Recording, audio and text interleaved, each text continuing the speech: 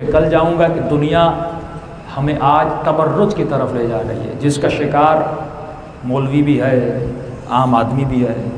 हमारे उस्ताद अखलाक एक बहुत अच्छा जुमला फरमाते थे, कहते थे बेटा जब मौलवी बन जाओगे ना, ये मत समझना सिर्फ तू मौलवी बना है, सिर्फ तू मुल्ला बना है, तुम्हारा नफ्स भी मुल्ला बन जाता है, फिर वो भी मौलवी बन जाता है।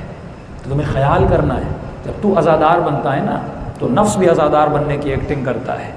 तो हर काम में तुझे सोचना, ये जो कदम, इसलिए मासूम फरमाते फूंक फूंक के कदम उठाया करो, कहीं ये कदम सही उठा रहे हो या गलत उठा रहे हो। उसकी पूरी ट्रेनिंग अहले बैत ने दिया है, वही इन कदमों को जमा जमा के चला सकता है जिसको इंसान कामिल कहा जा सके। या अहले बैत अलैहिस्सलाम से मुतमस्सिक हो, दिलों को करबला ले जाएं और सलाम करें अपने आका हुसैन को। कसरत से अहले बैत को याद किया करें। ये मैंने जिक्र किया लेकिन बात भूल गया कि ये जो हम जिक्र करते हैं ना, या अल्लाह या रहमान या रहीम, कि हमने पूछा इसका फ़ायदा क्या है, तो उन्होंने बड़ी अच्छी बात की कि अगर कोई जवान बैठा हो और उसको आप कहो कि तेरी शक्ल कितनी गंदी है, मैं तुझे देखता हूँ तो मुझे तो घिन आती है, कि जब ये जुमले कहोगे उसके अंदर फीलिंग कैसी आएंगी, बड़ा अपसेट हो जाएगा।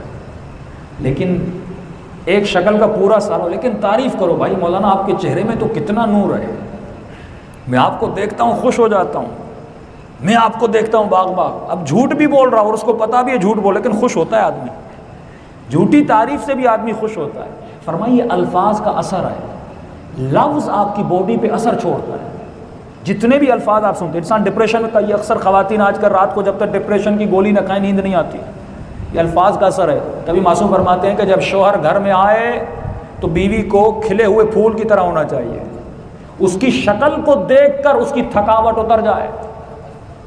और फरमाया मर्द जब घर में आए तो ऐसे आए जैसे किसी कीचड़ में आदमी चलता है और जूती के नीचे कीचड़ लग जाती है। फरमाया जब तू घर में जाता है तो जूती को झाड़ के जाता है, कहीं घर का फर्श इस कीचड़ से ख़राब ना हो। फरमाया जब बाहर से घर जाता है तो बाहर के तमाम तर मसाइल बाहर छोड़ के जाओ, और बीवी के साथ उसकी डिस्कशन न कर, आज ऑफिस में ये हुआ, आज फलाने गाड़ी ठोक दी, आज ये टेंशन हुआ, और जो गालियाँ उसको न दे सका वो घर में पकड़ा हो, ये नहीं। जब घर जाए तो बाहर की प्रॉब्लम घर में छोड़, और बीवी ऐसी हो खिले हुए फूल की तरह। क्यों? क्योंकि ये इसके वजूद पे असर रखती है।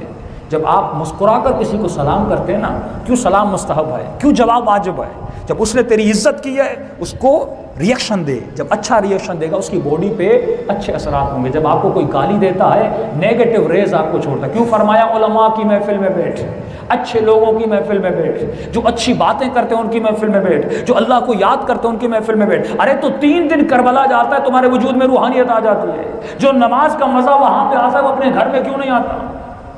क्योंकि उस महफिल का असर है। लफ्ज़ आपके वजूद पे असर छोड़ता है, वाक़यात आपके वजूद पे असर छोड़ते हैं, ये पूरी बॉडी इफेक्ट हो जाती है, इंसान बीमार भी हो जाता है। आप किसी डिप्रेशन के मरीज़ के साथ 1 घंटा बैठ जाओ, आप खुद डिप्रेशन में चले जाओगे, वो बताना शुरू कर देगा ये जुल्म हुआ, ये हुआ, बचपन में ये हुआ, वो मारा गया, ये बातें हुई, आप खुद बीमार हो जाओगे, पूरा वजूद आपका बेकार हो जाएगा। लेकिन अगर किसी हंसते अच्छे आदमी के साथ बैठो, आपका वजूद खिल जाता है, अपने गम भूल जाते हो। तभी लोग अहले बैत की महफिल में आते थे, क्योंकि जब अहले बैत की महफिल में आते थे तो जन्नत याद आ जाती थी, ये उनके वजूद को जन्नत बना देते थे। लफ्ज़ का असर होता है। फरमा जब तू जिक्र खुदा करता है ना तो अल्लाह की तारीफ़ कर रहा है, ये लफ्ज़ है ना, ये अल्लाह की तारीफ़ कर रहा है। जब तू अल्लाह की तारीफ़ करता है तो खुदा भी खुश होता है।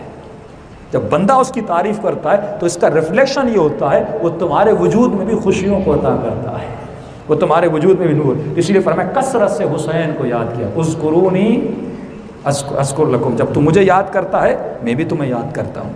तू ज़िक्र कसीर किया कर, मुझे ज़्यादा से ज़्यादा याद किया कर। और इसका असर इमाम रज़ा भी फरमाते और अक्सर मासूमीन से है, अगर तू दुनिया में मुझे याद करेगा हम तुझे वहाँ याद करेंगे जहाँ तुम्हें कोई याद नहीं।